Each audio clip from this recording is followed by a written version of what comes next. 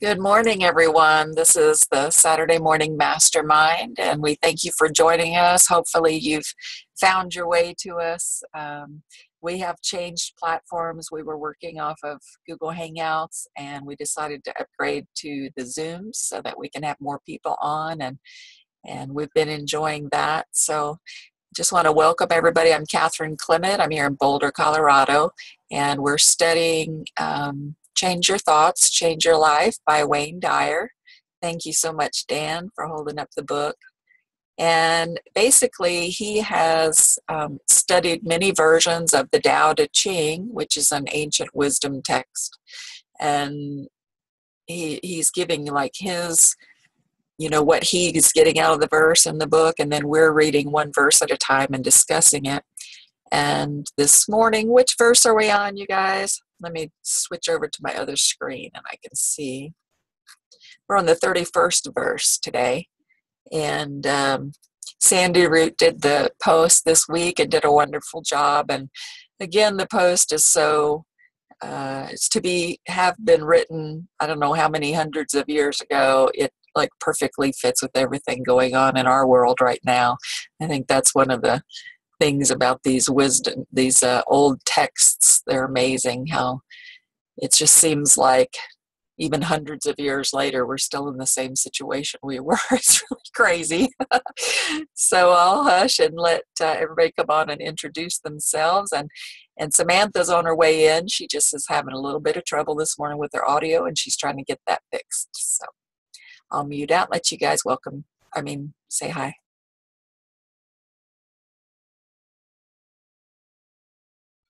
I'll jump out. I'm Dan Sisik, and I'm looking forward to seeing the verse, hearing what everybody's thoughts are. I've been kind of busy and crazy this week, taking care of some things personally, as my life's changed a little over the last month, as I am now unemployed. So now trying to just pick up and get things, back on track. And there we have Samantha back. And but I'm here in Las Vegas where we're in hot weather and hazy and muggy, and I love the heat. The hotter it is, the happier I am. It's just the muggy that I hate. So I moved away from the Northwest to get away from the humidity. So be glad when we get rid of that. And looking forward to what everybody has to say today.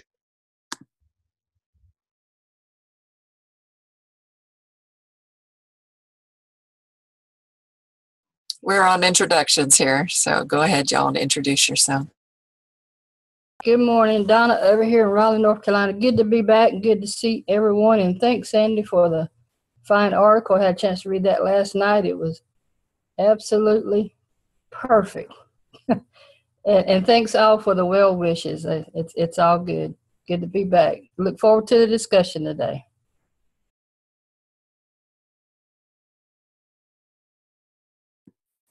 Thanks, Donna. Yeah, I enjoyed writing that one. Just flowed for some reason. But yeah, good morning, Sandy Root here in Miami Beach, Florida, and looking forward to see what you all have to say about this chapter.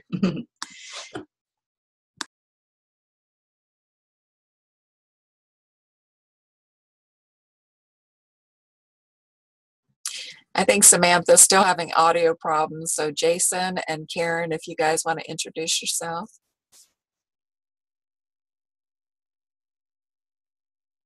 Can you hear me? Really? Oh. I was having a lot of fun teasing Dan about being in the mouse in his pocket, and he just looked like he didn't have any idea I was even there or talking. Well, I just started hearing you, so I think you must have been muted before. Actually, I think I had my my mic in my temple. I live in Arizona. I live in Chandler, which is just kind of south and east of Phoenix, and don't know anything about humidity. Actually, we did have quite the amazing storm last night. So, good morning, everyone. Hey, yeah, great to have you on, Karen. Hi, I'm Jason from Florida, and I'm really happy to be here as well with all the minor technical issues we've been having this morning. Great to see you all. Hope you've had a great, wonderful week, and looking forward to the discussion. Very good. And I think Samantha's still having some audio issues, but she can chat in the chat box to us with her comments, and we'll be sure to add them. And I can't imagine what has gone on with your audio, though. That's so strange. No, can't hear you. So anyway, who would like to read the verse for us this morning? Dan's grabbing his book. Are you on it? Okay, cool. Yeah, actually, I was just reading it so I could kind of catch up to everybody. I was bad. I was watching a movie last night and needed to relax. So, 31st verse. Weapons are the tools of violence. All decent men detest them. Therefore, followers of the Tao never use them. Arms serve evil. They are the tools of those who oppose wise rule. Use them only as a last resort. For peace and quiet are dearest to the decent man's heart, and to him even a victory is no cause for rejoicing. He who thinks triumph beautiful is one with the will to kill, and one with the will to kill shall never prevail upon the world. It is a good sign when man's higher nature comes forward, a bad sign when his lower nature comes forward. With the slaughter of multitudes we have grief and sorrow. Every victory is a funeral. When you win a war, you celebrate by mourning.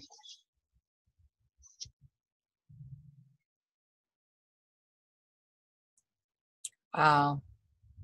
Couldn't be more perfect for everything happening today. So tell me what your thoughts are about this. And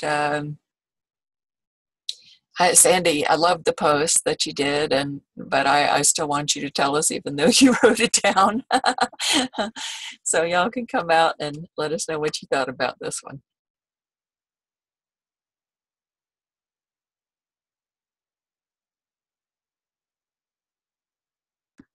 Well, I'll hop on it. Yeah, I guess the first thing, the main thing that had hopped out to me when I was reading through Wayne's was about distancing yourself from images of and stuff like this, and just thinking about myself recently, how Facebook has seemed to have changed over the past few months, where just the news feed is, people arguing about debating and this and that, and seeing what's going on in the world, different, things where people are being killed. And I just saw how it was affecting me, and I would get sucked into it. I would find myself sometimes at night for like 2 hours, like reading article after article and going to bed, having nightmares because I'm in that field of energy of violence. And so, I love Facebook. I even did a course on it back a couple of years ago. So, it was sad because I'm like, I want to be on Facebook, which I still am. I just don't engage as much as I was. I know that I have to take space from it because I'm sure all of us, we tend to gravitate to what we're seeing and want to get curious about it. And when it's these negative things, it can really affect our emotions and how we're functioning in the world.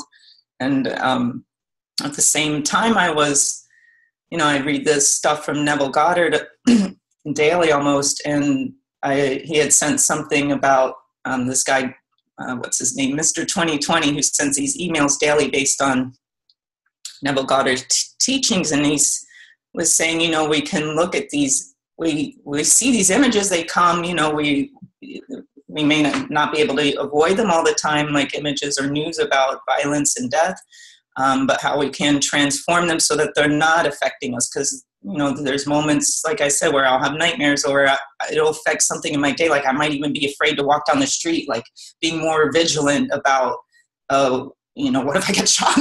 Like these things go through our heads now. Like, what if I go here and there and something happens? So how we can neutralize those reactions that we're having, because when we're in those fear modes or anxiety modes, will attract weird stuff into our lives because we're in that energy field. So how we can neutralize it and change it, and still be aware of what's going on in the world, but how to shift our energy so that we're not bringing more of that into our own personal lives, and how we can neutralize that reaction and then envision how we would want it to be.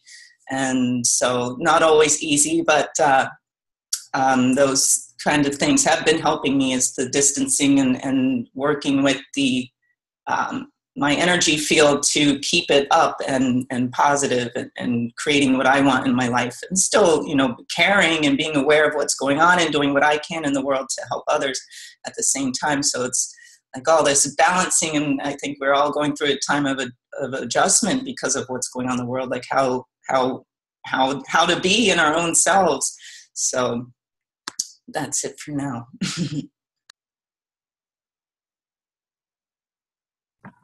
Yeah, for me there, I was as I was reading the book there, it's like Catherine just brought it out there. The book was written, I think, like was it 2,500 so years ago, I believe. I don't know. I could be wrong. I don't like to get into this exact number. But yeah, it's almost like we're living in the era of time that it's kind of strange how he wrote this book, and it's in our time right now. And it still goes back to what Sandy was just saying there, and the books that we've read previously. As reading this chapter myself, I see that there you have to pull back. There's no other way, because all of this stuff is going on.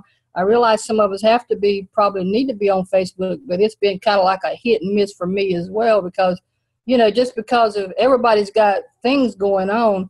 But if you don't find and really get hunger for that balance that's inside of the soul, the very heart of you, and keep connection with the earth, you do have a tendency to, it's natural for us to feel that fear, because because we are human.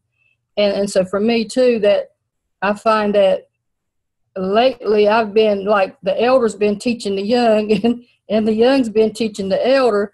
So you just kind of have to sift through all of this. And I put out a little post last night right before bed there, that it was just strong in my spirit that the real issue here, and that was not to be negative or anything like that, and that I know it all, but we all understand.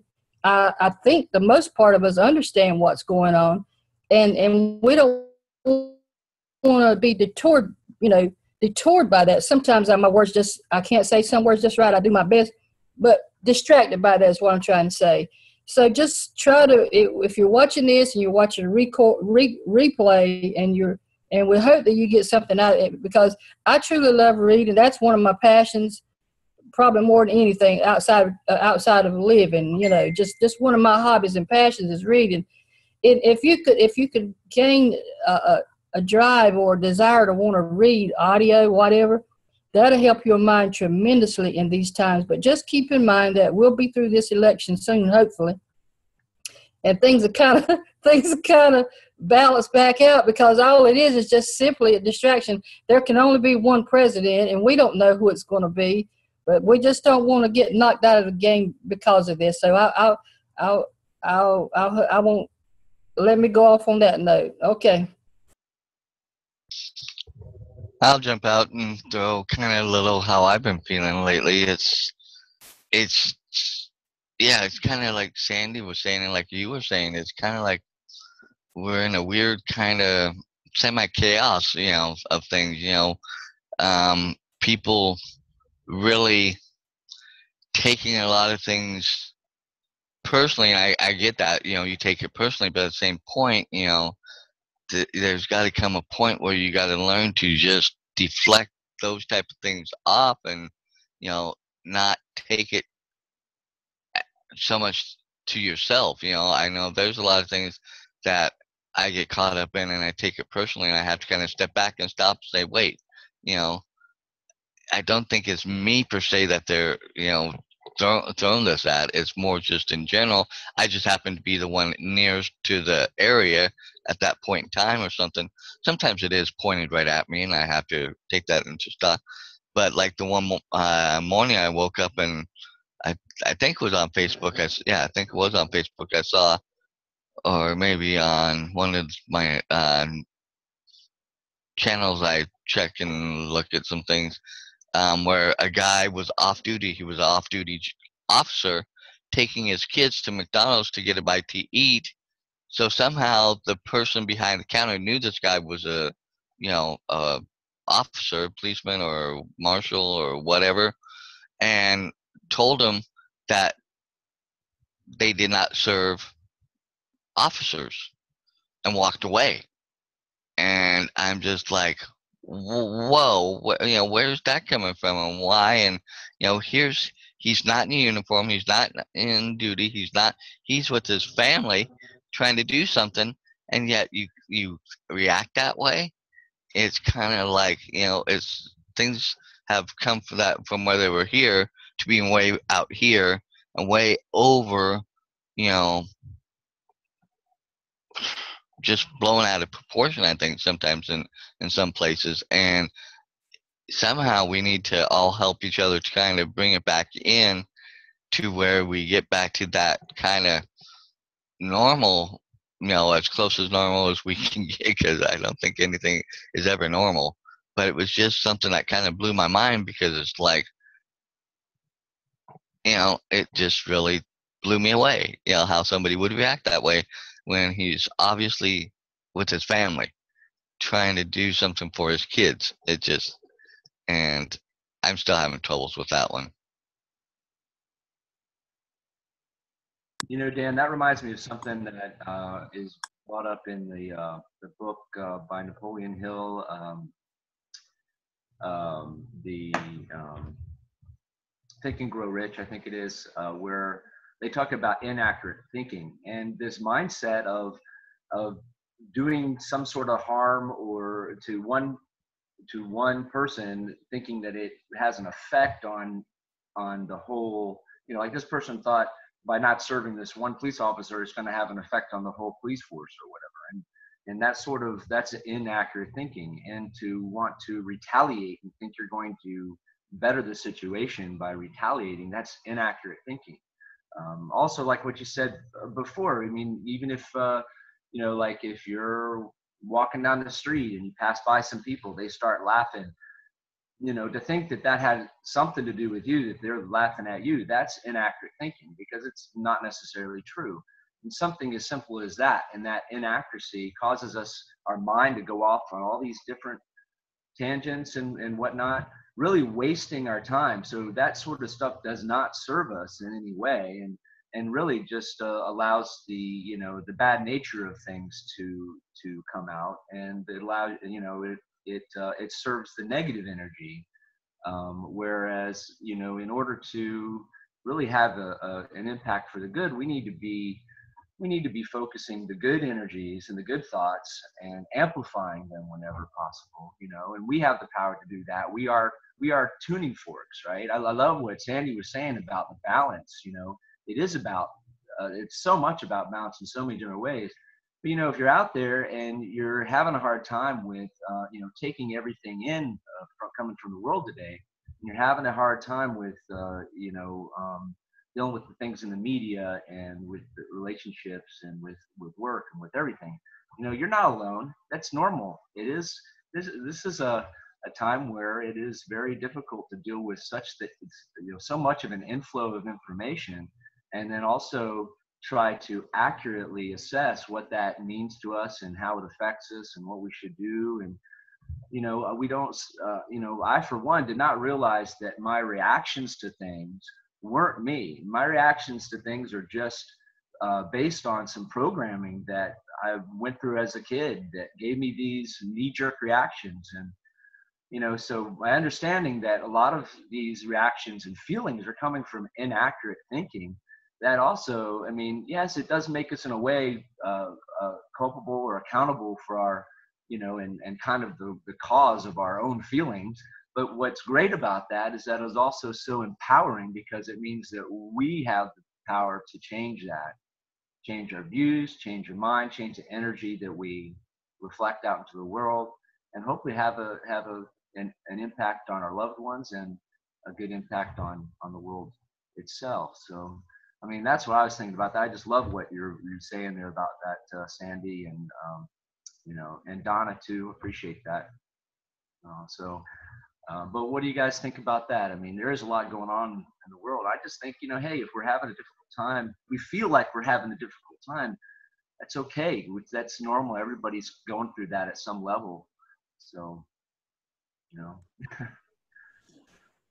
I was thinking, Dan, that, that's sort of like a perfect example of the exercise I posted in the blog, because it is something that happened in the past, and it sounds like it's still affecting you in a negative way. So it's something we can take a few minutes and neutralize that reaction. And how would you have wanted to see that scene happen? Envision how you would want it to have happen, and believe that is, how things can go forward, and just shifting that for yourself, because it's in the past and it's still affecting you. So how can you look at it differently and change that perception? But I like what you were saying too, Jason, about inaccurate thinking. It reminds me of some stuff I've been reading recently about how everybody puts meaning on everything. Like, we have in a day probably 500 meanings for stuff we see in the world, and we put our own meaning on it.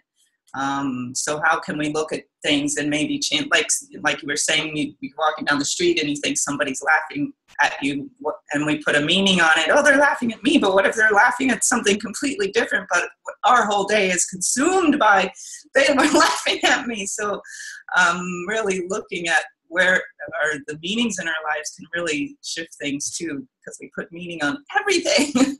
Good points about that inaccurate thinking. Yeah. Okay, I got to go on this one before I lose it, because oh wow, Jason, Catherine, Sandy, all right, you fixed that. What I was just sitting here thinking, a good example too of what Dan was saying. Now here's what you do. Now this is just my opinion, like she just said, like Sandy said, everybody's entitled to their opinions, but you don't have to get all out of whack because of somebody's opinion. And that used to be one of my weaknesses, and I had to learn, just like she said, you have to learn how to go in and fix that thing in your thought process. And Jason was right on that, because you got to take inventory, and I mean, you got to do it. You must do it quickly. You can't let it get on the back burner or put on the front burner. You can't let it cook and then simmer it and come back and cook it again. You got to nip it in the bud fast, because see what happened to me, this is a good illustration. It was many years ago, I would get all out of whack. Someone would say, Donna, you look right at me. I waved at you. And I was going, I said, look, I'm sorry. I didn't see you, but you looked right at me, Donna. I'm sorry. I mean, I'm like, I almost lost a friend over that. Well, I mean, I thought I did, but it's weird. I mean, it goes all back to the perception, and yeah, everything seems like it's all wired and out of place, but you just have to tone it down and talk about it. If you can't talk about it with someone or discuss it with someone, talk to yourself about it. It's okay to do that, but just remember, you can look at something and people think you're seeing them, but you're really not seeing them. Like Jason said, you could be focused over there on something else. Now, I hope that made sense. Oh yeah, I think you guys are misconstruing that. I was just reading something I saw on a news feed or on Facebook, and I thought how the person reacted was wrong. I would never react that way. Plus, they're in an establishment where they're supposed to be professional and do their job and serve, accordingly as somebody comes in. I was just taken back by the person's response that just because this was a officer of um, of the courts and stuff or whatever, that how they reacted because of their own personal things, how they perceive things, and it made me just realize just how far out there we are as a population in general, how we're letting so many little things be what guide our day to day and how we act and how we respond to people, rather than really understand the situation that he was here with his family, and she had a job to do, serve him the food that he ordered so that he can enjoy his time with his kids. That's what I was going, that's where it didn't personally have any, it wasn't here, it wasn't where I lived, it wasn't anything I saw in person, it was something I read, But I was just thinking, and realizing just how far off the spectrum it seems things are going. And it goes back to what you guys were saying before, how looking back at how this book is relevant to, a lot of what's going on today.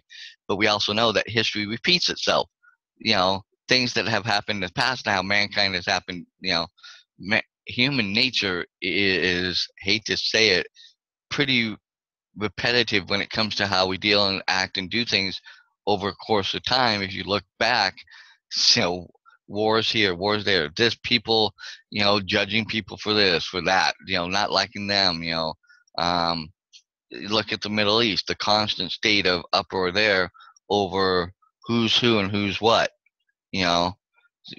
it's everywhere. That's what I was just trying to get at. It just, to me, that, when it got to be that trivial, that just because you're a police officer, I'm not going to serve you. Just because of that little fact that it was an issue inside of them and that they took it to that extreme. It just, it just kind of blew me away. It's just. Mm-hmm. Yeah, well, absolutely. Maybe, Dan, you had. Go ahead, Donna. Go ahead. Yeah, I just want to ask a real quick question to Dan, and then I'm gonna hop back up. Maybe Dan, now a good example is maybe you, if it was possible, sometimes, because see, everybody does it on this planet, does it, they're not into self-development. They don't take time and invest in themselves. A lot of them just out here busy trying to make a living. But sometimes, Dan, let me say this, and I'll leave this alone. Just for my example, I find everybody, like Jason said this too earlier, everybody goes through all kind of weird vibes. But the thing to go inside is to go inside. If it was possible for you at that time, that might have been an opportune time for you to maybe offer a suggestion, a word of wisdom. There might have been something you could have done in that situation of whoever was doing the acting up. Now, I don't know. I wasn't there. But that's what I always look for. I look for the fact. That's the one thing. You're missing the point. I read it somewhere on a Facebook feed. I read it. Okay. That's what you're all missing. I did not take part of it. I was nowhere near it. I was nowhere around it. That's why even now I'm like, I was reading it, but it made me realize just how far off the spectrum we are as people, and how every little thing is what people are letting affect them. That's all I was saying. And so in that sense, it didn't affect me. It wasn't here. I just was appalled at how this person reacted. That was all. Mm-hmm. Mm-hmm.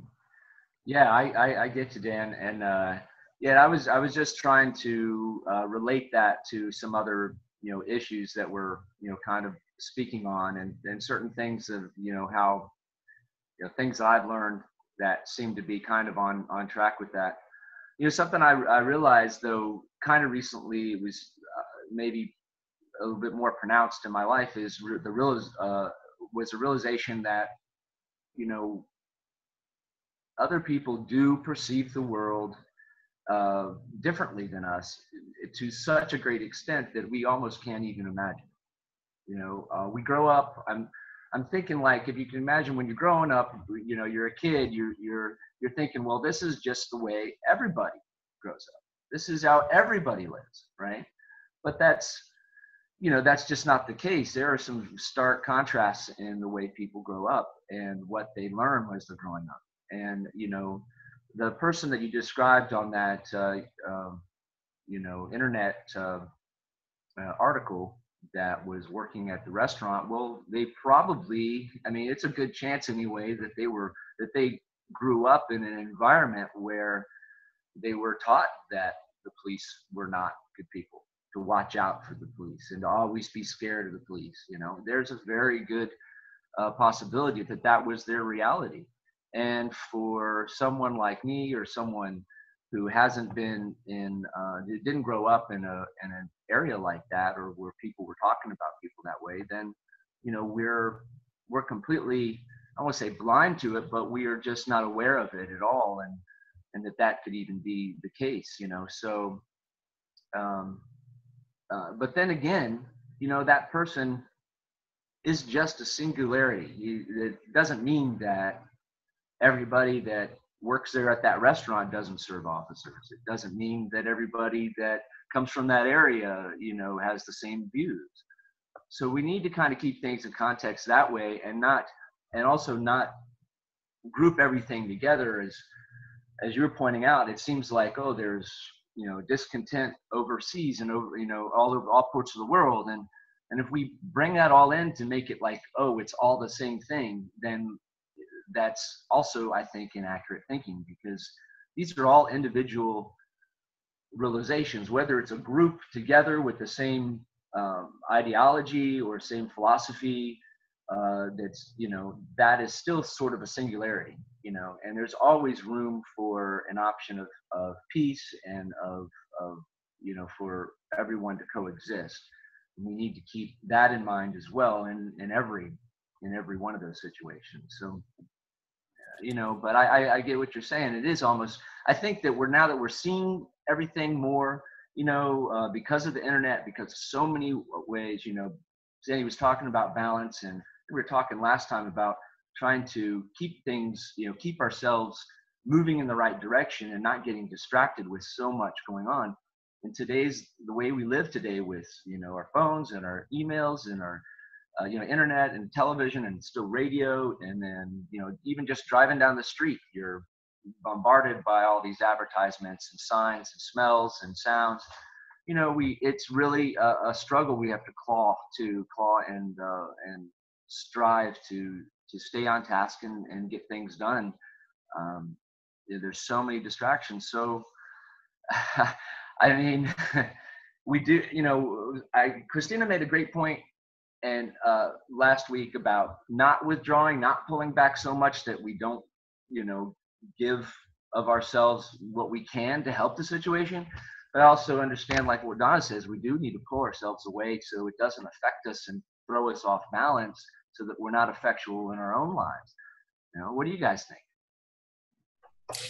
I want to bring up, you know, this makes a good point, because it actually happened last week, or something happened last week. Christina was telling us about a situation where she got pulled over, and whoever was in the car with her and her, like, they were totally freaked out because the cops came up and they had their hands on their guns and all that, you know, and because they've watched media about people getting shot by cops, they were in this fear state.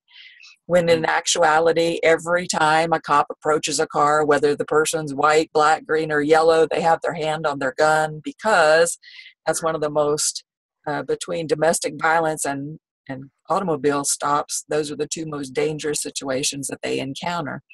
And but, you know, we saw how that situation really freaked her out because of these other things that she's seen, and it didn't register to her in that moment that, oh, well, they approach every car like that, you know, or putting the hand on the back of the car to fingerprint the car, so that if somebody in the car kills the cop or runs over the cop, they at least have the fingerprints and know that the cop, you know, they can track the person.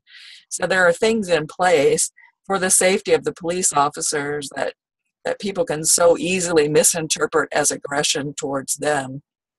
And oftentimes they react so inappropriately that then it forces the cop's hand again, because they overreact, you know, and we get all kinds of these overreactions because everybody is coming, you know,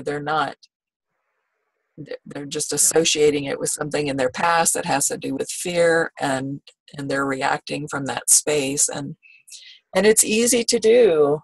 I have weapons in my home, and reading this verse, and you know how a peaceful person would never use a weapon or whatever, like, I get that on this level way out here, but on this level right here, where I've been assaulted numerous times in my life, I have some freaking weapons, y'all.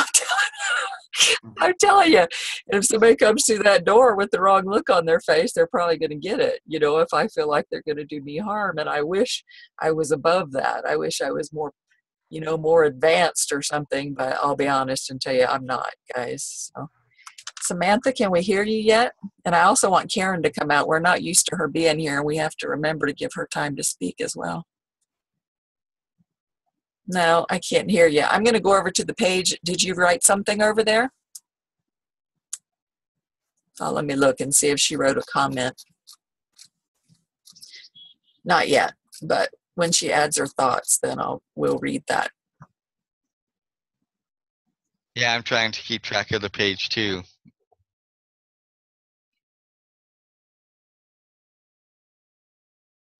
Karen, come on out, honey. Yeah, so can you hear me again? Thank you for that. I've just really been following along with Jason's theme of thinking and inaccurate thought and so forth. I was going to say that I was feeling a little bit of violence, and I actually posted on a comment, I think last night, or maybe even Thursday night, and it's not there. And I did sign in, and I signed into Discus and everything. So there's my violent thought. But also, I've noticed since I've had my mic down where you can hear me, that I hear myself breathing, and I sound like a giant musk ox down the corridors of time. There's things that you can get yourself caught up in so easily and so quickly. And a number of years ago now, I was taking a course about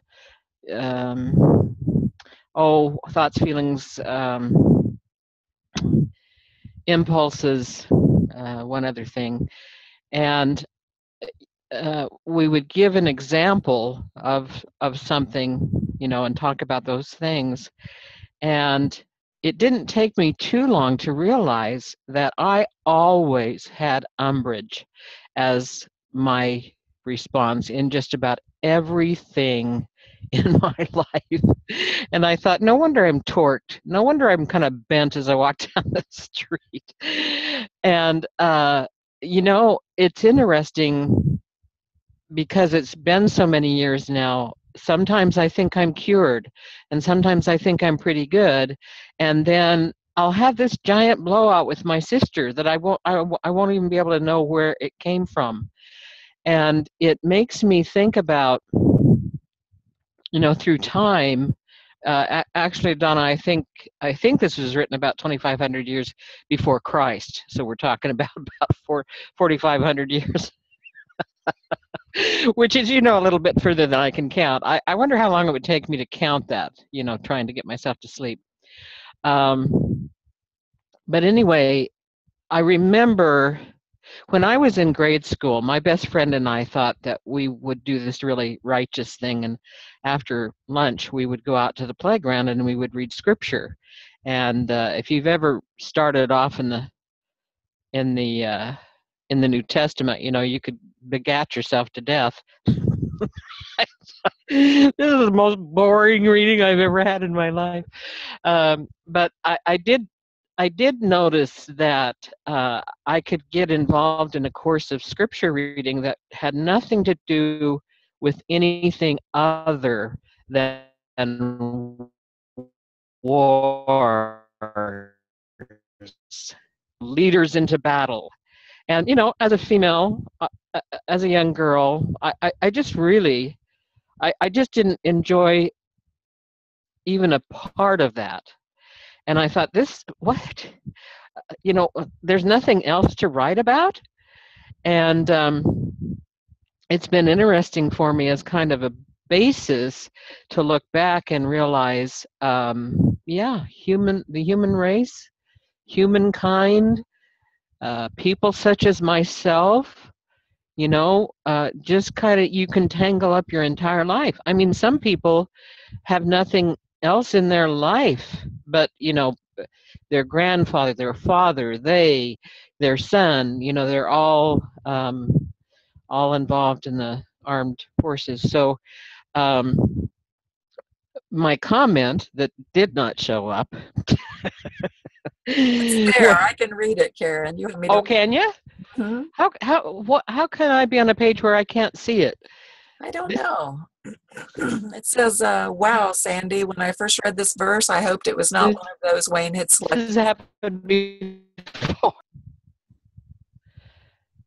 Is that the one you're talking about? Yeah. Yeah. Uh-huh.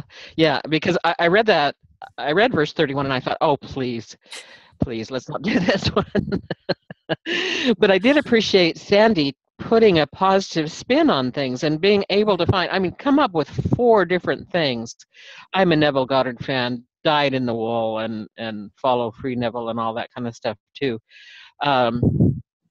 But to be able to remind myself or be reminded that there are ways, revision is an incredible tool.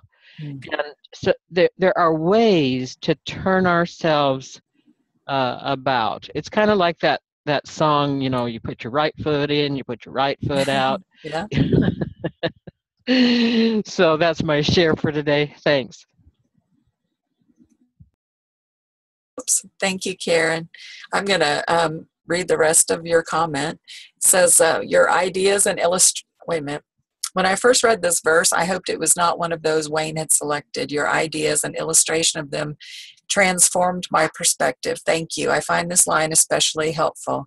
To be in the Tao, we must be about life, not death, about the creative force, not destruction. For me, I still require working on seeing people and things in the best possible light, as opposed to habituated criticism, to be one of my major challenges, my choice to be about life and my creative force. And then Samantha added a comment. It says, sorry, my audio isn't working. Not sure what the issue is. Oh, well, just roll with it. One thing that came up for me after reading this chapter, Wayne seemed to be very focused on the removal of weapons. Do the Tao now? Say a private prayer, and I would say a private meditation. And I think it was one time Sandy said something about meditating. You don't have to meditate all day, but it would shock me to see. It would be nice to see the world just say a prayer today. Every person you read or hear about who's victim or killed by a weapon, no matter how distant. If we could just start and say one little small prayer, wouldn't that be something? Wouldn't that be awesome? Okay, that's my final thought, guys. Well, why do we have to just do a prayer about all the people that are victims, or why not people and in general? Because even me, like Karen said, I still have my hang-ups. I still have my things about how I let things react. And going back to what Jason said, changing some of those inaccurate thoughts, I think we all need prayer, and we all need to continually pray for just all humankind, just in general, because at times we've all been in those instances, moments, periods where we've let something around us or whatever affect us or whatever, and I think that's part of what Wayne is trying to get us to do, is to learn to go to that more positive energy, positive side, positive, where we lift people up and put that positive energy ourselves, which is part of what I'm learning more and more from you guys, even in general, just even for myself. So I think we can even go one step farther, not just for the victim and not just for those who are killed by, but what about the people who are killing because of their perceptions, their inaccurate thoughts, or how I might react to, say, how something, when I'm out and about and somebody makes me feel like, I can either accept that, how they're reacting towards me, or I can change it and say, oh, let me be the one to change that and maybe hopefully affect them in a positive way. And that's kind of,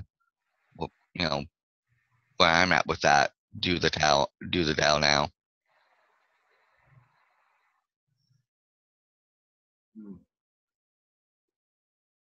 Sorry, I got knocked out there, guys, and it looks like it started rendering the recording.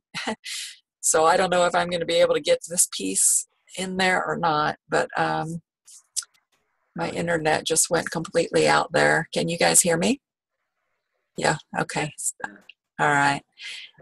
Oh, you started recording. Okay, good. So the second part will render for you, Samantha, and then we might have to figure out how to splice it together or something. I don't know. But yeah, I liked what you said, Sandy, about sometimes all you can do is pray, and when I see things, and I've posted some things on my Facebook that I tell you, it's like I don't want to post it because it's negative, but at the same time, I want people to pray for that. I want people to see that that shit is going on, and that we really need to pray a lot. And it's sort of, if you're in the spiritual arena, new age, whatever you want to call it, you know, it's we sort of joke about hold the light, everybody needs to hold the light, but it's not a joke.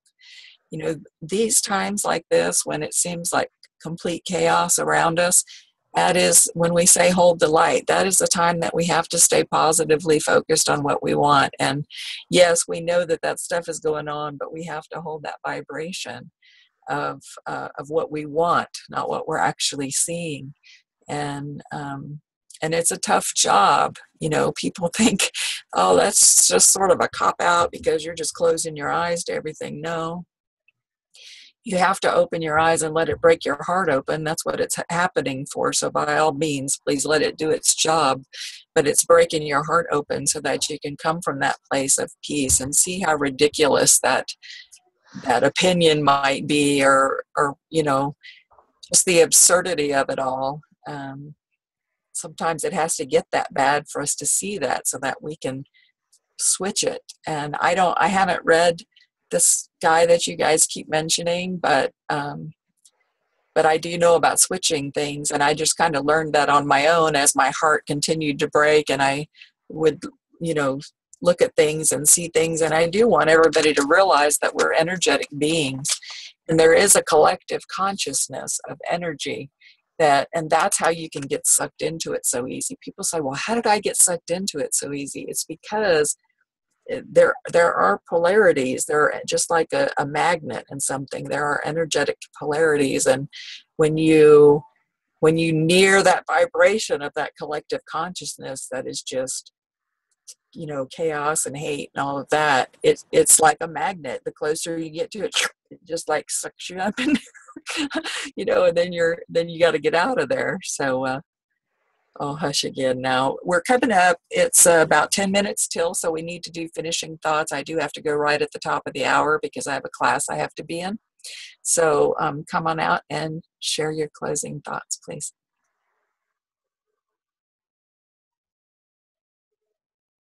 I'll just jump out. I love what you're saying about magnets, and you know, we're all kind of, I don't know if you know what a capacitor is, but a capacitor, you know, electronic capacitor, you know, stores a charge, an electronic charge, and then it disperses it a certain way depending on the type of a capacitor it is. And we're like that. We can store a charge, and it can sometimes be negative. We can sometimes discharge that outwardly.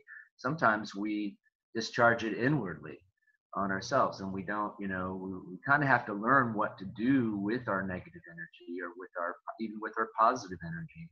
You know, we need to have outlets for that. You know, it's all part of our balance. You know, I used to do a lot of sports and things like that, and after you know, car accident or two, I wasn't able to do that. And so, you know, learning to have other ways of expending my energy, and yeah, you know, being positive, that kind of was difficult.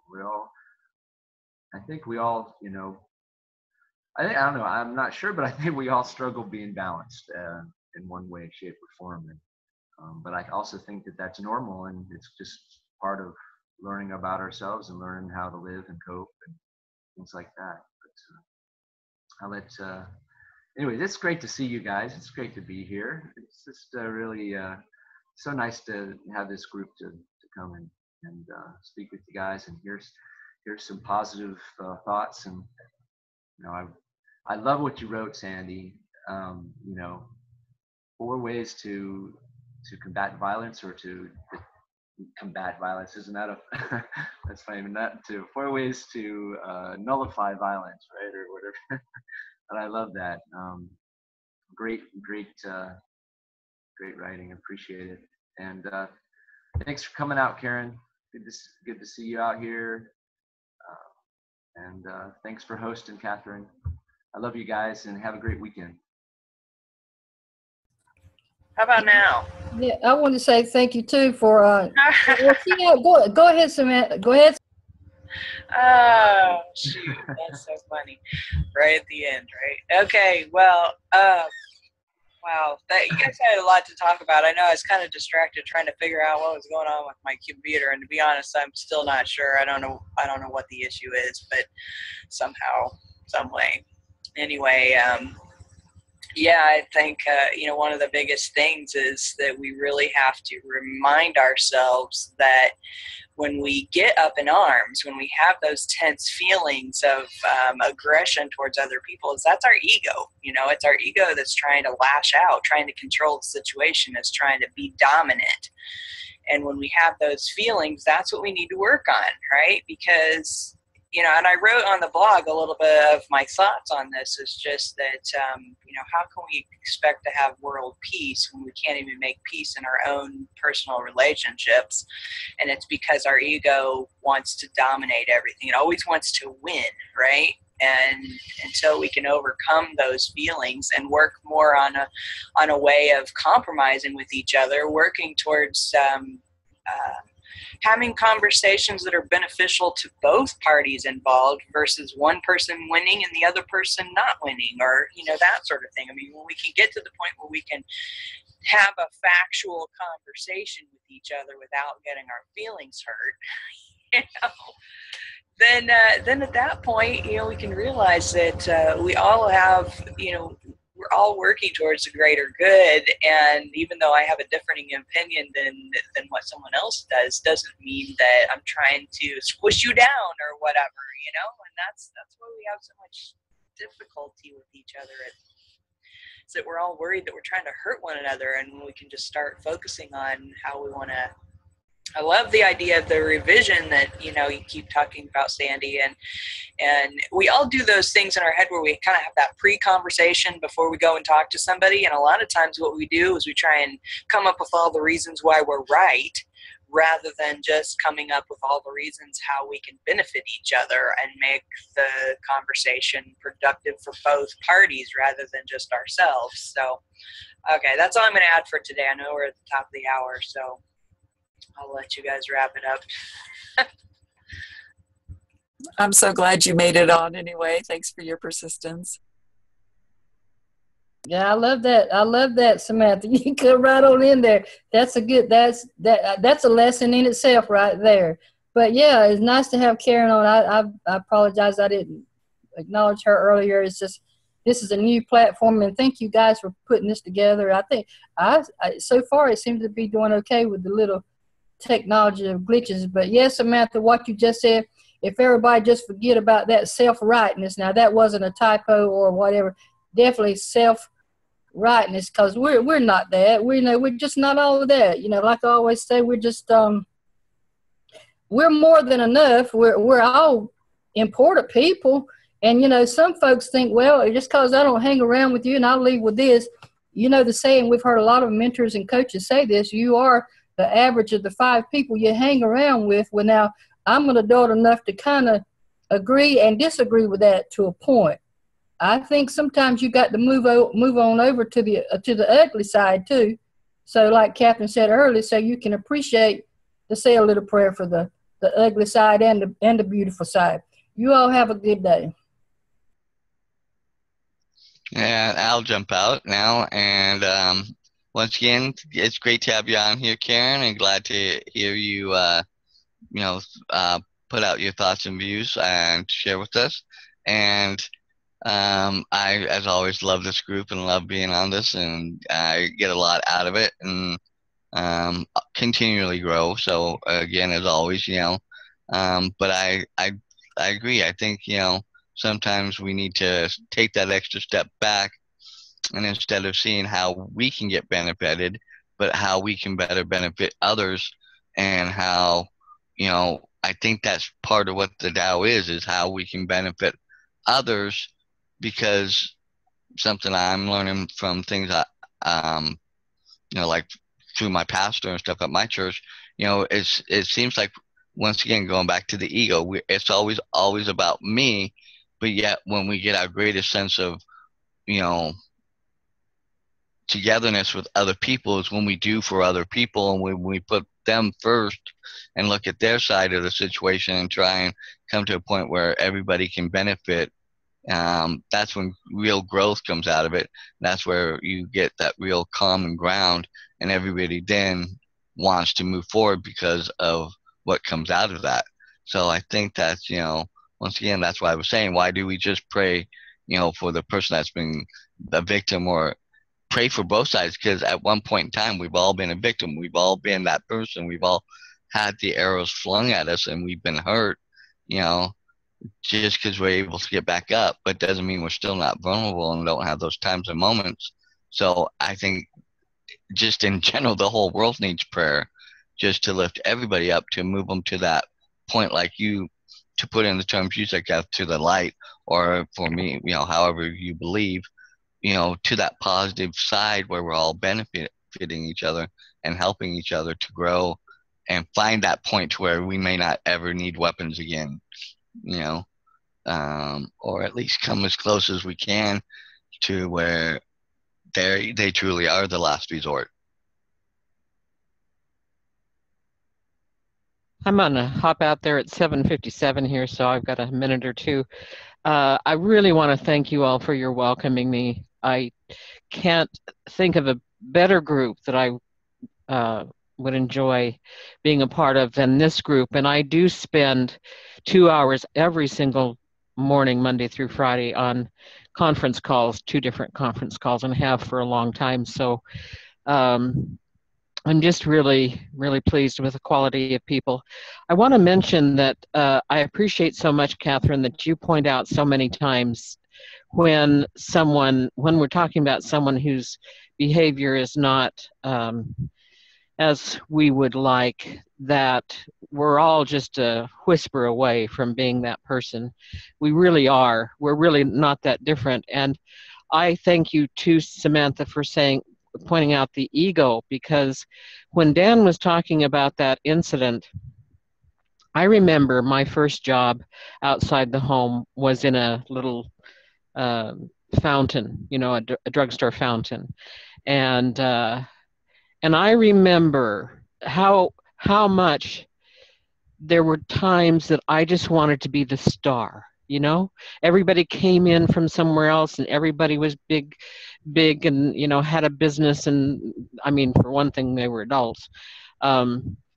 They were important, and sometimes I just simply wanted to be the star, you know, the one that they had to follow me, and they had to do what I said, and they had to be amazed at what I'd come up with and stuff like that. And sometimes I think that's what our ego is doing. It's saying, you know, if we can stand there and say, hey, you're a police officer, we don't take care of you here. Imagine that moment of feeling just on a pedestal. Anyway, I'm excited for next week to come. So thanks and bye. Thank you so much, everyone, for adding their thoughts. And, you know, it really boils completely back down to the name of this book, which is Change Your Thoughts, Change Your Life. Whether you're changing your thoughts about, you know, what you're seeing and how you're reacting to it, or, you know, when we see, I put a post up on Facebook this week about some abuse that had been done to dogs, and when I see that, yeah, I pray for the dogs, but I pray more for the person who has lived in such a place of hell, obviously, that they would be able to do something so cruel. So yeah, the perpetrators need more prayers than anybody, you guys. And you're absolutely right, Karen. We are one decision away from being that person, quite honestly. And or maybe put in a different situation where you're protecting your family or something. You know, we are capable of just as much violence as that person, and just as much cruelty. And we have to remember that, and we have to just continually be, you know, diligent about this type of work, this mastermind mindset sort of work, because otherwise we're just going to get straight into that like a magnet, like everybody else. So hold the light, my friends, and we'll be back next Saturday morning at the same place. I think everybody's loving the Zoom, and we'll continue to use this. And you can find us on SaturdayMorningMastermind.com. That's our website. You can also find us on over on in the Google Communities Mindset Mastery Collective. And we'd love to have you join us both places and on here as well. And we just wish everybody a wonderful week. Hold the light, my friends. I love you. And